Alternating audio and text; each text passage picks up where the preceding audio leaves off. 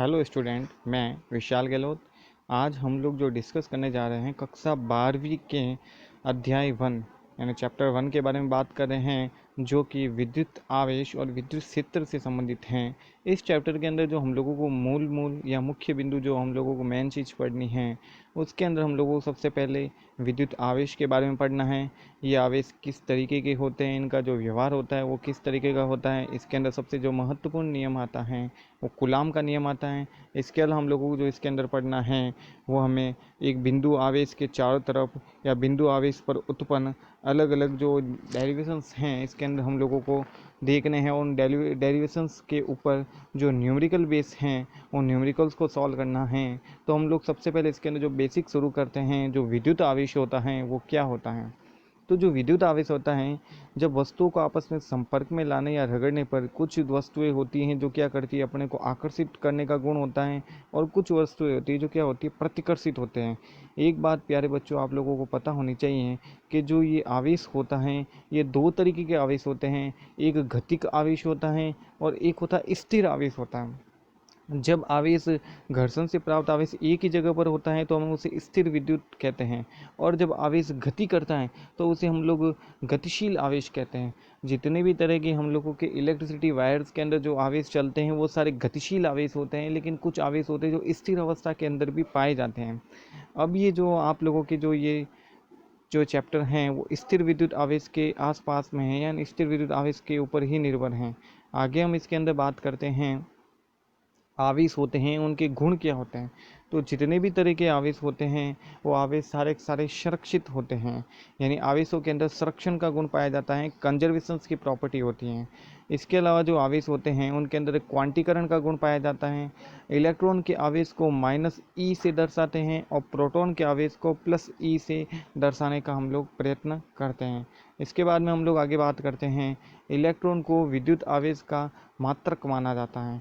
यानी जो इलेक्ट्रॉन होते हैं इसके अंदर जो विद्युत आवेश होते हैं उसका मात्रक माना जाता है, और जो आवेश होते हैं इनका जो मात्रक होता है वो होता है कूलाम होता है। एसआई प्रणाली के अंदर इलेक्ट्रॉन का जो मान होता है 1.6 × 10⁻⁻19 कूलाम होता है। यानी जो इलेक्ट्रॉन का ऊपर जो आवेश होता है उस आवेश का कुल मान 1.6 मल्टीप्लिकेशन ऑफ 10⁻⁻19 कूलाम होता है। इसके बाद में हम लोग आवेश के गुण के बारे में बात करते हैं। तो किसी खोखले चालक में आवेश उसकी सतह पर ही एकत्रित होता है। अगर हम लोग खोखला बेलन लें, इस खोखले के बेलन के अंदर जो आवेश होगा वो आवेश इसकी सारी सतह पर ही इकट्ठा रहता है। यानी जितनी भी तरह के हम लोग खोखले चालक तार लेंगे, चाहे आप लोग खोखले अपने घर के अंदर ये वायर्स वगैरह यूज़ में लेते हैं या खोखले चालक तार कुछ भी काम में लेंगे, तो उसके अंदर जो आवेश होगा कुल आवेश वो सारा उसके चारों तरफ सतह के ऊपर ही इकट्ठा होकर रहता है। इसके बाद में हम लोग बात करते हैं विद्युत क्षेत्र क्या होता है।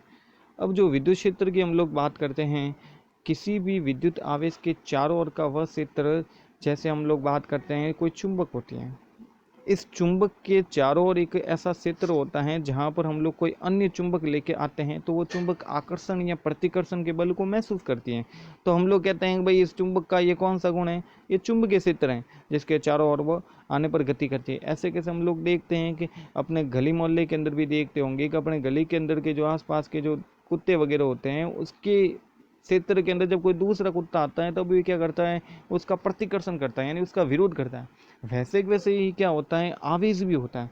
आवेश भी क्या करता है कि उसके चारों ओर का एक क्षेत्र होता है जहाँ पर कोई अन्य आवेश अगर हम लोग लेके आते हैं तो वो आवेश क्या करता है, उसका या तो उसको आकर्षण करेगा और या उसका क्या करेगा, प्रतिकर्षण करेगा। अब ये आकर्षण का और प्रतिकर्षण का गुण किस आधार पर होता है इसके बारे में हम लोग आगे देखेंगे। पर हम लोगों को ये पता होना चाहिए कि किसी भी आवेश के चारों ओर का वह क्षेत्र जहाँ पर कोई अन्य आवेश लाने पर वह क्या करे, आकर्षण या प्रतिकर्षण बल को क्या करता है, अनुभव करता है, वो विद्युत क्षेत्र कहलाता है, और वो जो या विद्युत बल क्षेत्र कहलाता है। आगे हम बात करते हैं, जैसे जैसे आवेश से दूरी बढ़ेगी, ये थोड़ा प्यारे बच्चों आप लोगों के लिए इम्पोर्टेंट है कि आवेश से दूरी बढ़ने पर क्या होता है, विद्युत क्षेत्र की तीव्रता का मान घटता जाता है। यानी अगर आवेश Q आवेश हैं, इस Q आवेश के जो पास में जो नज़दीकतम बिंदु होगा यहाँ पर क्या होगा, विद्युत क्षेत्र की तीव्रता का मान ज़्यादा होगा। इससे थोड़ा और दूर जाएंगे तो और कम होगा, और दूर जाएंगे तो और कम होगा। तो जैसे जैसे हमारी दूरी होती जाएगी इस आवेश से, वैसे वैसे क्या होगा, इसके विद्युत क्षेत्र की तीव्रता का मान भी लगातार कम होता रहता है। इसके बाद में आती है विद्युत बल रेखाएं आती हैं। विद्युत बल रेखाएं क्या होती हैं? वे काल्पनिक रेखाएं होती है। ये बात आप लोगों को पता होना चाहिए। विद्युत बल रेखाएं कैसी रेखाएं होती है? काल्पनिक रेखाएं होती है, जिन पर एकांक धनावेश गमन करते हैं। एकांक धनावेश गमन करते हैं वो विद्युत बल रेखाएं होती हैं। विद्युत बल रेखाओं की एक मुख्य बात ये होती है कि ये बल रेखाएं कभी भी एक दूसरे को काटती नहीं है। अब काफ़ी बार ये सवाल भी आता है कि विद्युत बल रेखाएं एक दूसरे को क्यों नहीं काटती हैं? क्योंकि अगर विद्युत बल रेखाएं एक दूसरे को अगर काटेगी तो विद्युत बल रेखाओं के जो कटान बिंदु होगा, यानी जहाँ पर भी ये विद्युत बल रेखा एक दूसरे को काटेगी, जैसे मान लेते हैं ये विद्युत बल रेखा एक आ रही है, जैसे ये विद्युत बल रेखा एक विद्युत बल रेखा आ रही है,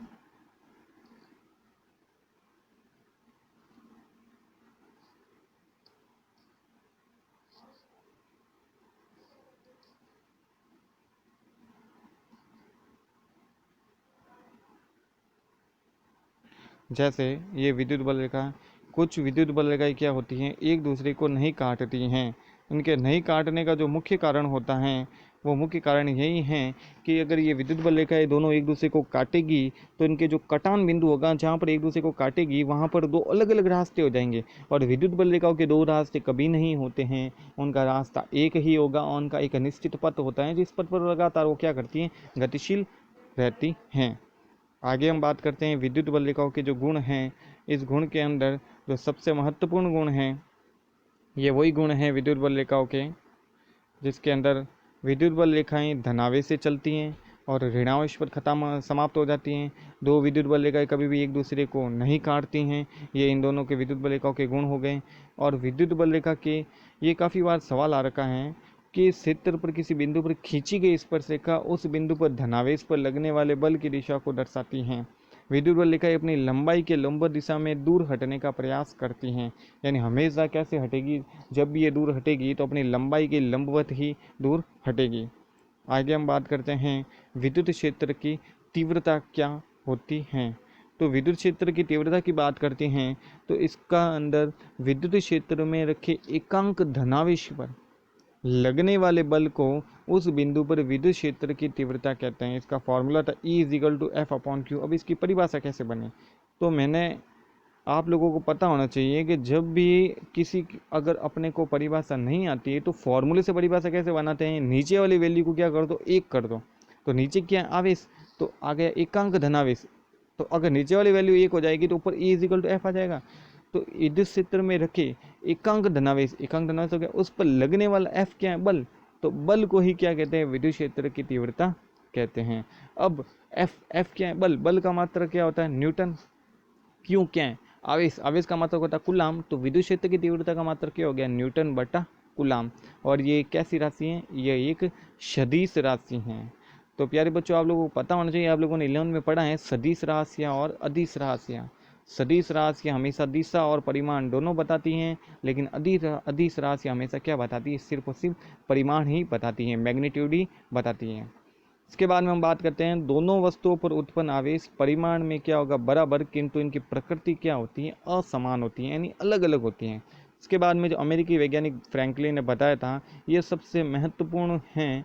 ये आप लोगों की जो 12th के फिजिक्स का चैप्टर हैं, इलेक्ट्रिसिटी हैं, इलेक्ट्रिसिटी के अंदर सबसे महत्वपूर्ण बात, जो आधारभूत बात हैं, यही हैं कि सजातीय आवेश एक दूसरे को क्या करेंगे, प्रतिकर्षित करेंगे। सजातीय का मतलब वो आवेश जो समान होंगे, प्लस प्लस होंगे या माइनस माइनस होंगे। एक दूसरे को प्रतिकर्षित करने का मतलब है दोनों एक दूसरे को क्या करेंगे, धक्का देंगे, एक दूसरे के संपर्क में नहीं आएंगे। जबकि विजातीय आवेश एक दूसरे को क्या करते हैं, आकर्षित करते हैं। ये प्लस माइनस हमेशा एक दूसरे को क्या करेंगे, आकर्षित करेंगे। माइनस प्लस भी एक दूसरे को क्या करेंगे, हमेशा आकर्षित करेंगे। तो प्यारे बच्चों, ये सबसे महत्वपूर्ण और सबसे इम्पोर्टेंट बात है इस फिजिक्स के 12वीं के अंदर जितने भी चैप्टर्स हैं, इनकी सबसे मेन बात इलेक्ट्रिसिटी के चैप्टर की एक ही है कि जो सेम चार्ज होंगे या लाइक चार्ज होंगे एक दूसरे को क्या करते हैं, रिपल्स करते हैं, जबकि ऑपोजिट चार्ज या अनलाइक चार्ज एक दूसरे को क्या करते हैं, अट्रैक्ट करते हैं। तो प्यारे बच्चों, आप लोगों को ये पता होना चाहिए। आगे हम बात करते हैं कि ये आप लोगों को केमिस्ट्री के अंदर भी पढ़ रखा होगा, पदार्थ के परमाणु मुख्यतः 3 मूल कणों से मिलकर बने होते हैं। एक होता है इलेक्ट्रॉन्स, प्रोटॉन, न्यूट्रॉन, 3 कण होते हैं। उसकी उदासीन अवस्था में परमाणु में प्रोटॉन और इलेक्ट्रॉन की संख्या हमेशा क्या होती है, बराबर होती है, आप लोगों को पता है। जिससे परमाणु के बीच में लगने वाले विद्युत बल का मान शून्य हो जाता है। ये सबसे इम्पोर्टेंट है कि जब भी परमाणु उदासीन अवस्था में होगा तब उसके प्रोटॉन और इलेक्ट्रॉन की संख्या तो बराबर हो जाएगी, तब इस कंडीशन के अंदर उसके विद्युत बल का मान क्या हो जाएगा, शून्य हो जाएगा। अब इलेक्ट्रॉन्स और प्रोटॉन का जो आवेश का मान होता है वो समान होता है, क्योंकि इलेक्ट्रॉन्स के ऊपर क्या होता है, माइनस चार्ज होता है, प्रोटॉन्स के ऊपर प्लस चार्ज होता है, लेकिन इनके द्रव्यमान अलग अलग होते हैं। तो ये हम लोग द्रव्यमान की बात करते हैं कि क्रमशः इनके जो द्रव्यमान होते हैं 9.1 × 10⁻⁻31 किलोग्राम होता है, और इसका होता है 1.67 मल्टीप्लिकेशन ऑफ 10⁻⁻27 किलोग्राम होता है। और न्यूट्रॉन का द्रव्यमान प्रोटॉन के द्रव्यमान के लगभग बराबर या कुछ अधिक होता है। और न्यूट्रॉन पर आवेश का मान आप लोगों को पता होना चाहिए प्यारे बच्चों, हमेशा शून्य होगा। इलेक्ट्रॉन पे ऋणावेश होगा, प्रोटॉन पे धनावेश होगा, और न्यूट्रॉन पर कैसा आवेश होगा, उदासीन होगा या शून्य आवेश इसके ऊपर स्थित रहता है। तो थैंक यू स्टूडेंट्स, ये आज का सेशन था जो हम लोगों ने शुरू किया था इलेक्ट्रिक चार्ज के बेस पे। तो आगे हम अगले टॉपिक्स के अंदर कूलॉम्स लॉ के बारे में डिस्कस करेंगे और कुछ ऐसे डेरिवेशंस के बारे में डिस्कस करेंगे जो इस चैप्टर से रिलेटेड हैं, और इसके बाद में हम लोग न्यूमेरिकल्स के ऊपर डिस्कस करेंगे। तो आप लोगों को ये वीडियो कैसा लगा, ज़्यादा से ज़्यादा इस वीडियो को लाइक, शेयर एंड मेरे इस चैनल को सब्सक्राइब कीजिए। Thank you, have a nice day.